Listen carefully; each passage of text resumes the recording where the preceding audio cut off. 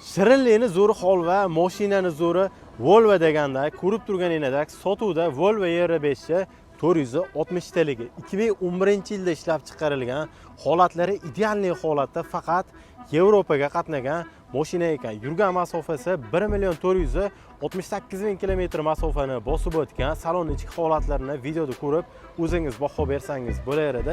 Hamma narsalari 100% ishlaydi. Avtonomka, konditsioner, xolodilniklarigacha hop, nikel diskalarda turibdi, hammasi. 6 ta baloni ham 100% yangi holatda. Hech qanday kamchilik yo'q, ishga 100% tayyor holati deb egalar aytayaptilar. Baklari bir tomonda 650 litrli bak, bir tomonda 500 litrli bak bilan jihozlangan.